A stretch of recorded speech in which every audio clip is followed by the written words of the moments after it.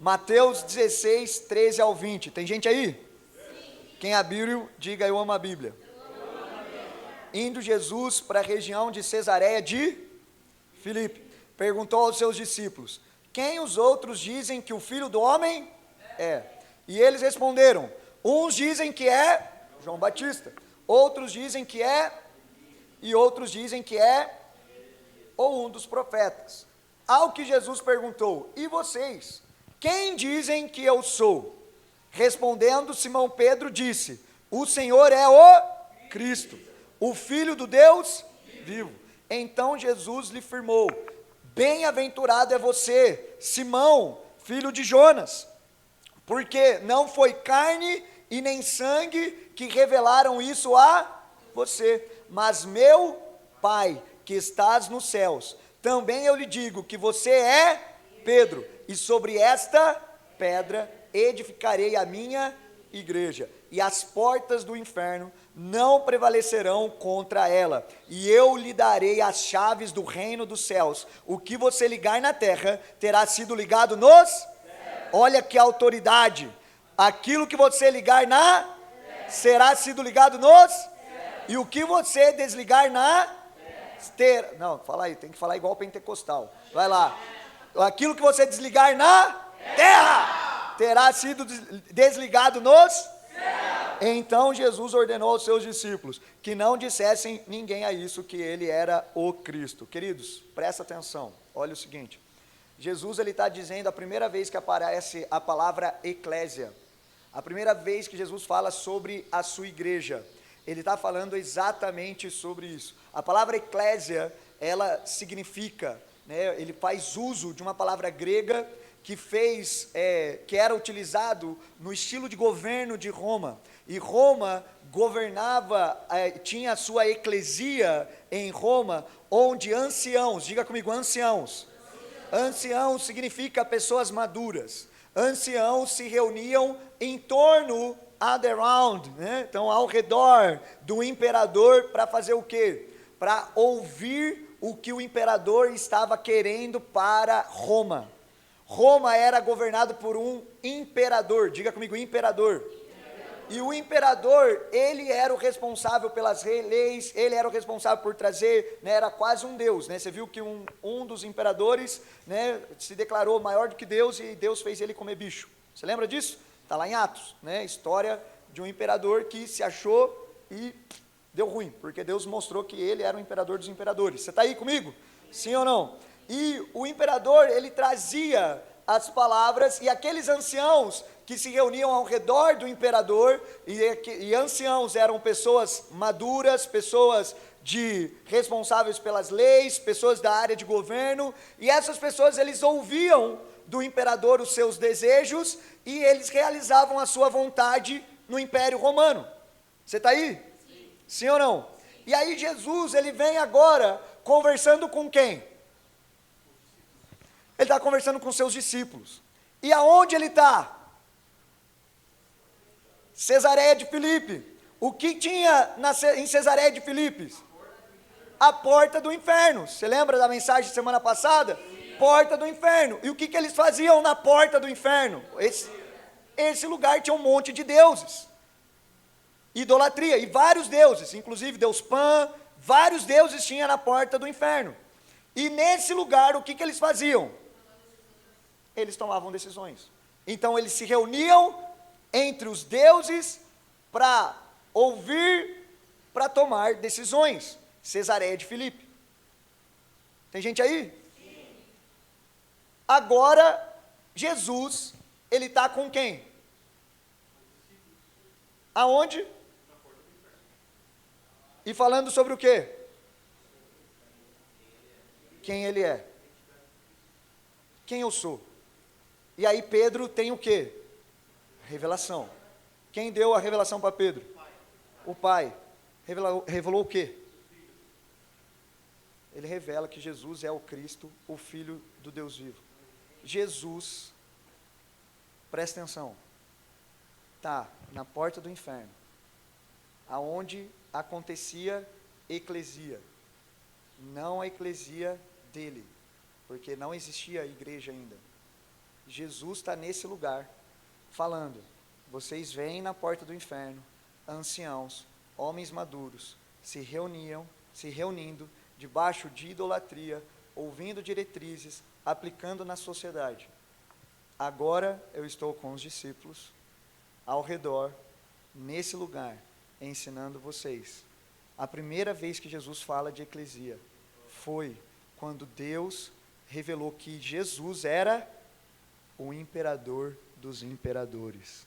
Você é o Cristo, o Filho do Deus vivo. Quando Pedro está olhando para Jesus, fala: você é o meu imperador. Você é o Cristo que haveria de vir. Você é o governador da terra. Você é maior no império de Deus. Você é o Cristo, o Filho do Deus vivo. Eles estavam exercendo eclesia ali. E Jesus nesse lugar, junto, você está pegando, sim ou não? Sim. Com os discípulos. Os discípulos estavam ouvindo a voz agora do imperador dos imperadores, dizendo agora para eles: ó, não fale ainda que eu sou o imperador dos imperadores. Você está aí? Sim ou não? Sim. Então a igreja, ela é chamada para estar diante de Deus. A igreja é a palavra eclesia. Nós somos chamados para estar realmente com expectativa de ouvir o que Deus tem para fazer na nossa geração e executar cada palavra de Deus nos nossos dias. Abra sua Bíblia comigo em 1 Timóteo, capítulo 3, versículo 15.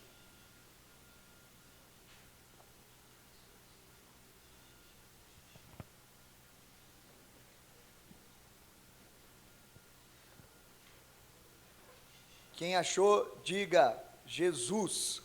Jesus. Quem não achou, diga Genésio. Jesus não é Genésio não, irmão. Tem que achar a palavra. Achou? Achou, sim ou não?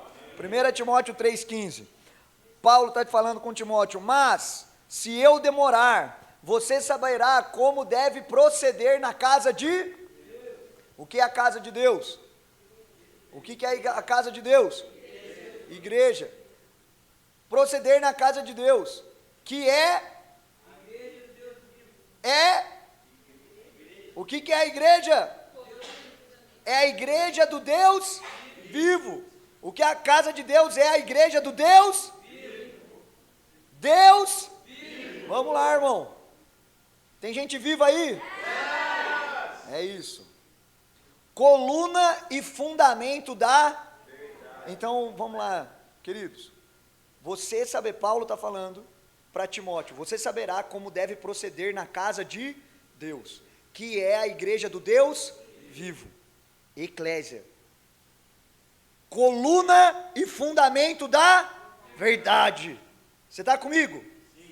No mundo dominado pelo medo, no mundo dominado pelo politicamente correto, no mundo dominado pelo humanismo, secularismo, o homem no centro, cada vez mais nós estamos se voltando aos nossos prazeres. O mundo está colocando o homem no centro. Mas nós vemos, segundo a Bíblia, que o centro não é o homem. O centro é Cristo. Você está aí? Então, a verdade, ela está sendo reduzida a uma série de opiniões. Então, muitas vezes, nós, até mesmo dentro da igreja, né, a verdade depende da nossa opinião. Então, a verdade, ela está sendo reduzida a uma série de opiniões que estão continuamente em alteração. Devido a essas mudanças do nosso costume, da época, e para manter a verdade, fala comigo, verdade. E conforme revelada na palavra de Deus nas Escrituras, a igreja é colocada numa posição que, em muitos aspectos, será contrário ao status quo dos nossos dias, do conformismo dos nossos dias. Queridos, ser cristão sempre vai ser andar na contramão do mundo. Ser cristão e professar a nossa fé sempre irá ao contrário daquilo que se é pensado na sociedade, ou como as pessoas estão querendo construir família, querendo construir a sua casa, querendo fazer a sua vida. A verdade, ela sempre irá ser a verdade de Deus e não a nossa. Você está aí? E Deus, ele estabelece então a igreja para ser a portadora da verdade no mundo. Então a igreja, ela é a casa de Deus, a casa do Deus vivo, o fundamento. Você está aí? Sim ou não? Ela é o fundamento da verdade e a coluna. João 14:6, o que estava oculto ao reino dos homens, agora estava se revelando publicamente nas ruas de Jerusalém. Agora na terra estava dizendo, João 14:6, Jesus diz: eu sou o caminho, eu sou a verdade e eu sou a vida. A sabedoria estava gritando em praças públicas, como Provérbios vai dizer. A sabedoria agora estava invadindo o reino dos homens, revelando a glória de Deus em praça pública. Jesus estabeleceu a verdade, e a verdade é absoluta.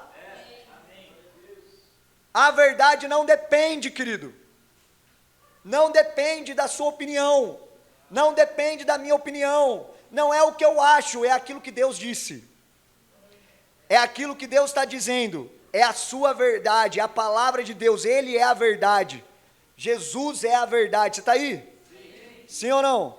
A verdade não é determinada pelo homem, pelo indivíduo, por você e nem por mim. A verdade, ela não é determinada pela criatura, a verdade, ela é estabelecida pelo Criador. Ela é encontrada apenas em um único caminho. O único caminho que vai nos levar à verdade é Jesus Cristo. Não são todos os caminhos que levam até Deus. Queridos, eu faço evangelismo no Brasil e fora, né, viagens internacionais. Em Portugal, eu já ouvi gente com dinheiro, recebendo em euro, com muita grana, e aí chegando e falando exatamente isso: todos os caminhos levam a Deus. Não é. E se você pensa nisso, você está no engano. Não são todos os caminhos que vai levar você a Deus, não é todos os caminhos que vai levar a sua família a Deus, não é todos os caminhos que vai levar o seu irmão ao arrependimento, não é todos os caminhos que vai conduzir a sua vida e a sua família para a vida eterna, não são todos os caminhos que vão nos levar até Deus. Deus não escreve certo por linhas tortas. Isso são provérbios populares brasileiros anticristãos e que não é baseado na Bíblia. Deus não escreve certo por linhas tortas, queridos.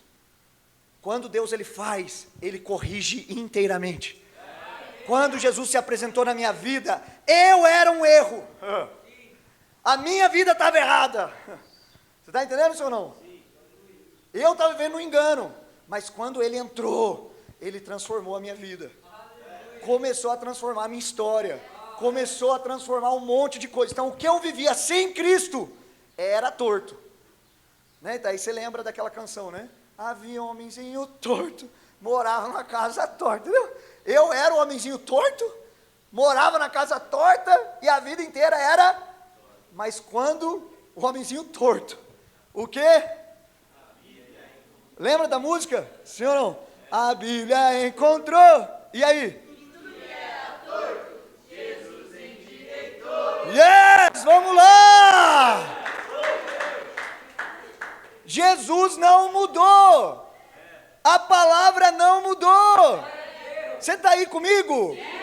Então, querido, Ele vai endireitar a nossa vida torta. É Ele. Então não tente, querido, seguir o caminho certo fazendo errado. Jesus não está afim da sua opinião para Ele. Jesus não perguntou a sua opinião para criar o mundo. Você está aí? Sim ou não? Ele não pediu conselho para você como ele fazia o sol, nem pediu conselho para você de como ele ia inventar a chuva, e ele também não pediu conselho para você para como ele ia trazer provisão para o homem. Ele não pediu. Ele não pediu conselho para Adão, ele simplesmente criou tudo e botou Adão para falar assim, ó, está tudo pronto, agora vai e faz. Você está aí? Então Deus não pediu a minha e nem a sua opinião, e você precisa entender isso, que a sua família não precisa da sua opinião. Você vai criar a sua família na palavra de Deus. Você vai governar a sua vida, tomar as suas decisões, não é com a sua opinião, é com a palavra de Deus. Você está aí? Sim. Ele criou tudo. Isso é a sabedoria.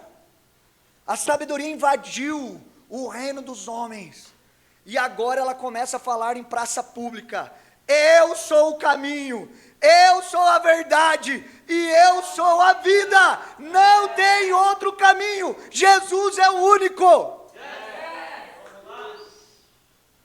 Ele é o único. Você está aqui? Há somente uma vida eterna, querido.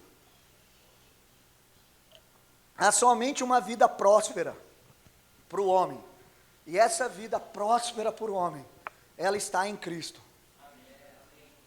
E se a igreja, ela não testemunhar da verdade, se a igreja não comunicar essa verdade aos homens, seja o uso de meio termo, né? Então às vezes a gente não quer ofender as pessoas. E por que a gente não quer ofender as pessoas com a verdade? Não a nossa veracidade, é com Cristo. Por que a gente não quer falar a verdade para as pessoas? Por quê? Por que nós não queremos falar a verdade? Porque muitas vezes nós temos medo de ofender as pessoas. Você está entendendo? E por que você não fala a verdade com medo de ofender? É porque Jesus não está no centro da sua vida, está o homem. Você está entendendo, senhor, não? Porque você colocou o homem em vez de Deus no centro da sua vida. Por isso que você não fala a verdade.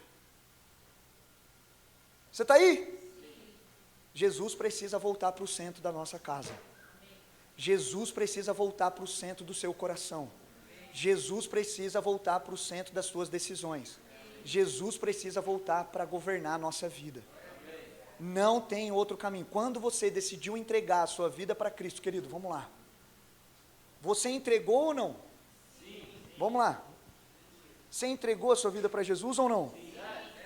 Então por que você está querendo dar opinião para Ele? Ou você entregou, ou não. Você está aí? Sim. Se eu entreguei, e foi marcante para mim, nós ouvimos, e todos os domingos nós estamos fazendo isso.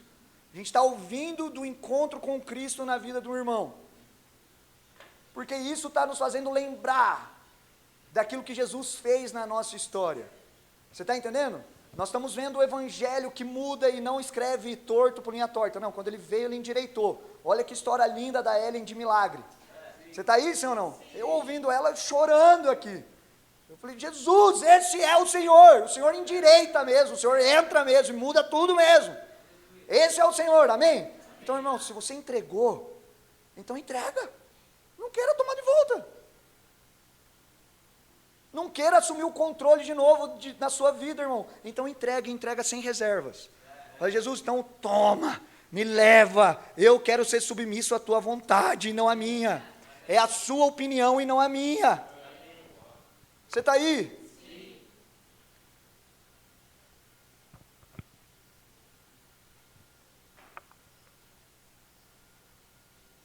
Quantos querem trazer Jesus de volta para o centro da sua vida? Amém. Natal é Jesus nascendo. Que Ele renasça no governo da nossa vida. Amém. Que Ele renasça no governo das nossas opiniões. Se a igreja não testemunhar da verdade, seja por uso de meio termos ou pelo medo, aonde será encontrada a luz que ilumina a sociedade? Você está entendendo o que Jesus estava falando lá com os seus discípulos? Na porta do inferno. Eles estavam num lugar de idolatria. E agora Jesus está falando com os seus discípulos. O que vocês ligarem, o que a igreja ligar na terra, vai ser ligado no céu. Se vocês desligarem então na terra, vai ser desligado no céu. A autoridade de Jesus, porque a igreja não estará centrada na opinião dela, ela estará centrada na voz do imperador. E a voz do imperador está escrito, querido. João 1, é o verbo que se tornou carne e habitou entre nós. Jesus é o verbo. Uma igreja que não lê a Bíblia não vai ser uma igreja centrada no plano de Deus. Jesus disse: vocês erram porque não conhecem as Escrituras e nem o poder de Deus.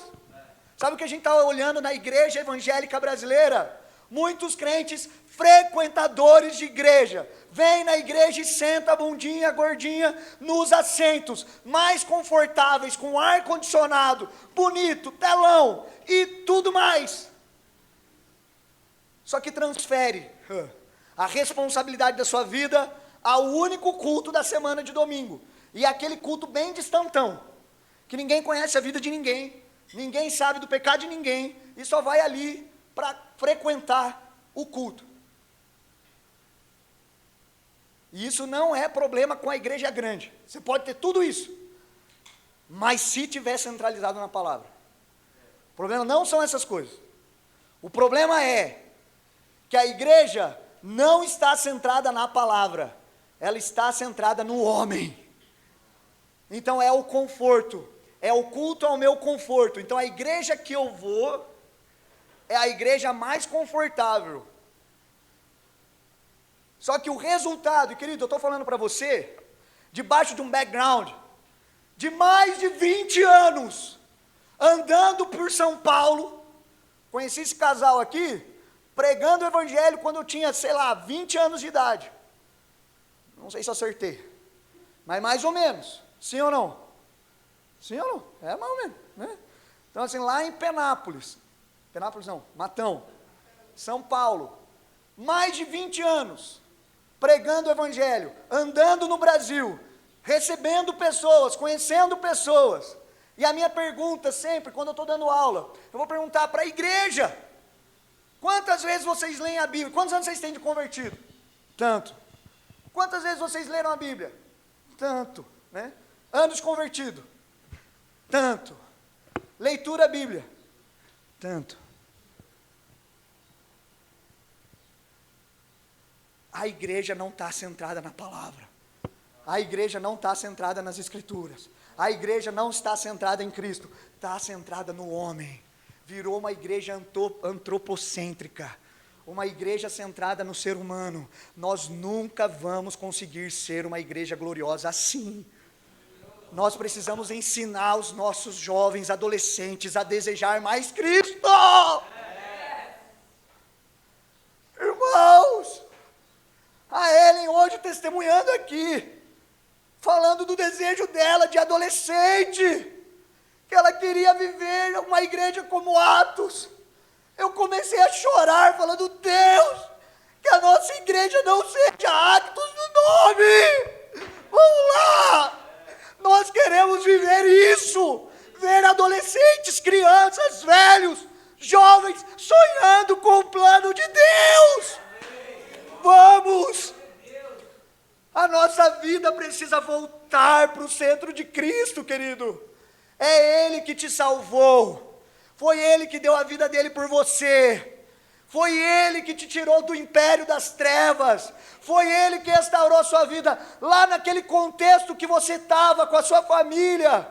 Foi Ele. E o que Ele começou um dia na sua história, Ele não quer parar, Ele tem mais. Ele tem mais. Ele tem mais, querido.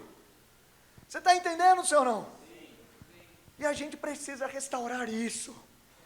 É isso, é esse mover profético, esse espírito profético de Deus no Brasil, atraindo o nosso coração para a palavra, para Cristo e comunicar de Cristo.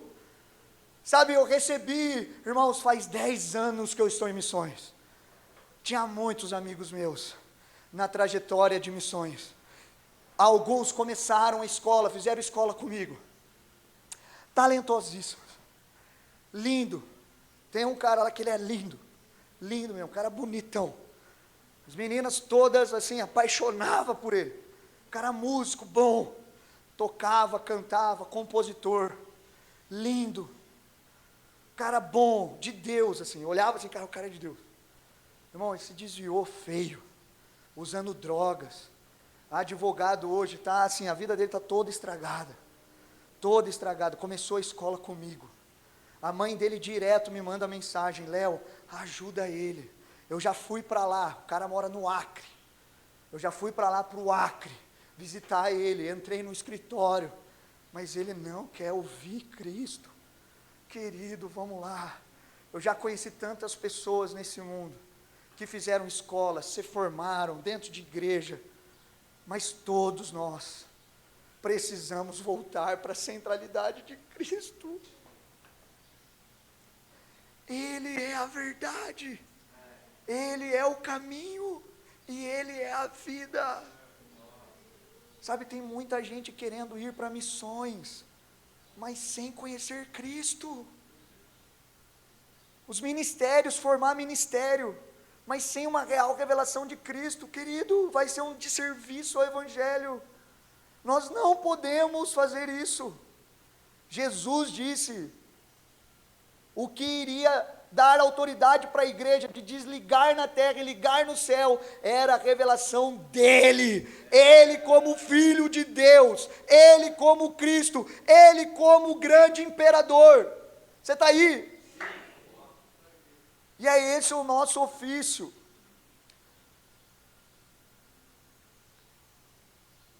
Jesus, quando Ele estava revelando que Ele era a verdade, no texto que Ele está falando sobre isso, o texto que Ele falou de João 8,32, você lembra desse texto?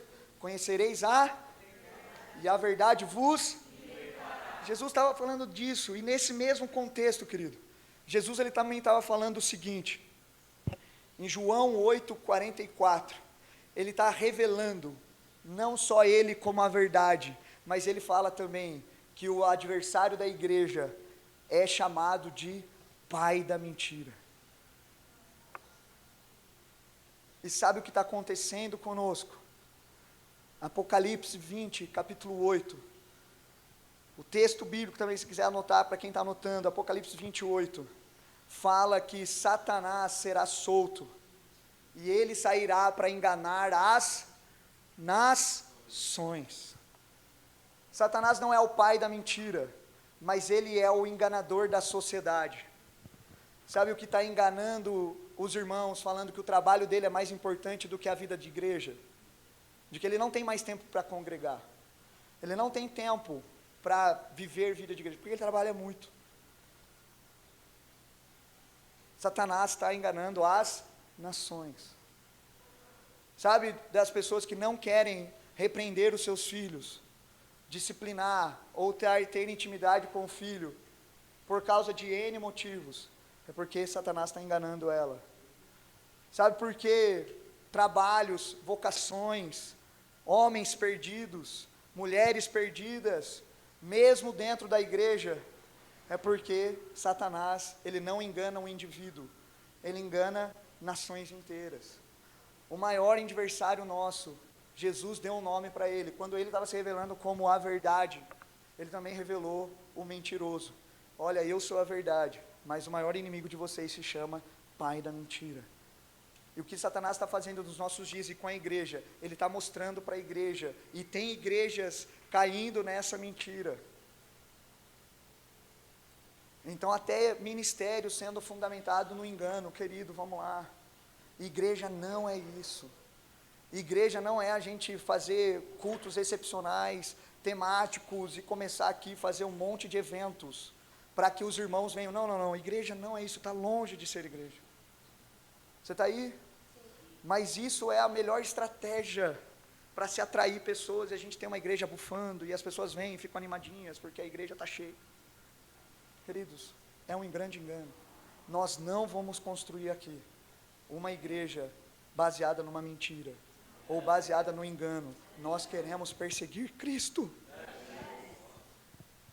Por isso é esse movimento que Deus está fazendo, de restaurar a centralidade de Cristo no meio da igreja, e uma igreja que vai conhecer a Cristo, e a partir daqui, vai ser missional. Você está entendendo, senhor, não? Tem gente aí? A mentira de Satanás é uma resistência a tudo que Jesus disse, e a tudo que ele diz que é certo. A igreja está numa verdadeira guerra pela verdade, numa guerra de diferentes realidades. É o espírito versus a carne, é a verdade versus a mentira, é a luz versus a escuridão, e não haverá um cessar-fogo. Não vai haver para mim e para você um set fire, não vai haver.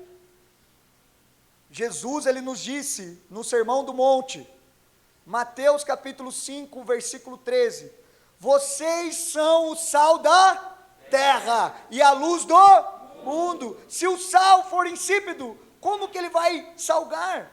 Para nada ele mais presta, senão para ser lançado fora e ser pisado pelos homens. Se a igreja deixar de ser o fundamento e a coluna da verdade, o pilar da verdade na sociedade, o engano e a carne e a escuridão vai prevalecer sobre ela.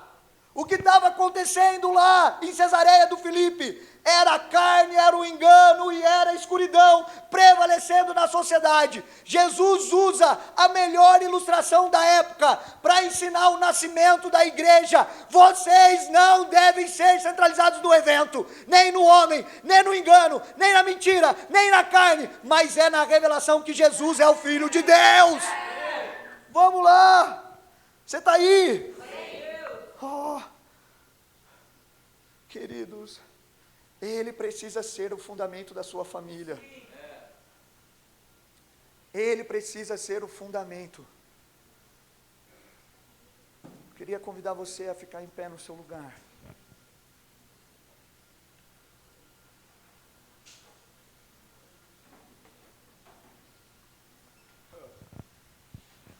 Eu acho que essa é a mensagem mais estranha de Natal que você já ouviu.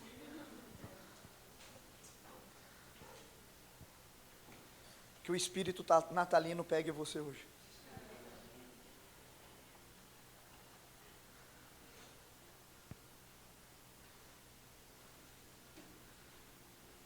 Feche os seus olhos no seu lugar.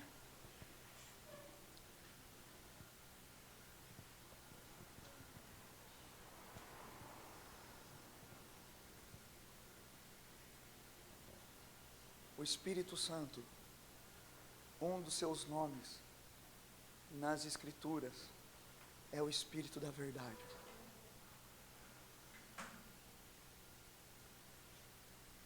Que o Espírito da verdade convença você hoje de que Jesus precisa continuar renascendo no seu coração. Queridos, eu tive um encontro com Jesus. Com 21 anos de idade, mas com 6 anos eu comecei a ir para a igreja, por causa de uma mulher piedosa, que foi a mãe que Deus me deu. E Deus usou esse canal para se revelar para mim quando eu era pequenininho, era criança, talvez pela história dos meus pais, drogados, usuários de droga, impetuosos, que se amavam ao ponto de dar soco um na cara do outro. O último lugar para mim estar hoje era ministrando vocês com o Evangelho. O meu destino, segundo a carne, estava apontado para desgraça e replicar o que estava acontecendo na minha vida.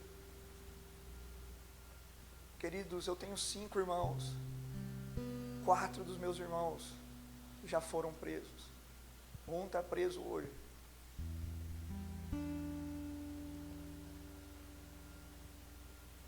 A nossa vida sem Cristo, querido, ela não tem nenhuma solução. Não é sobre a nossa opinião. Sabe o que aconteceu comigo lá atrás? Não foi porque eu estava buscando Deus, porque eu nem queria estar naquele culto. Eu não queria estar naquele culto. Eu não queria estar ali. Mas Jesus queria me alcançar. Sabe, Natal é isso. É o Espírito da verdade. É a luz que ilumina a escuridão, nascendo no mundo, nascendo para a igreja, nascendo nos nossos corações. Que essa verdade venha aquecer o seu coração hoje. Talvez você está aqui hoje e ainda não teve uma real experiência com a verdade. Talvez você está aqui hoje e já teve algumas ou até várias, mas Jesus tem algo novo para nós. Lembrar disso é porque Ele é eterno. A verdade é eterna e não tem como você conhecer tudo de Cristo com 90 anos de idade. Não tem como. Não é você frequentar a igreja que vai te fazer um filho de Deus. Não é você servir em várias igrejas ou fazer várias escolas que vai fazer você filho de Deus. A única coisa que pode testificar que você é um filho de Deus é o Espírito Santo. A obra é dele, o Espírito é dele, é Jesus que envia o Espírito. A obra é toda ele, é toda ele, querido. Se permita hoje, nesse culto, Jesus reacendeu o seu coração.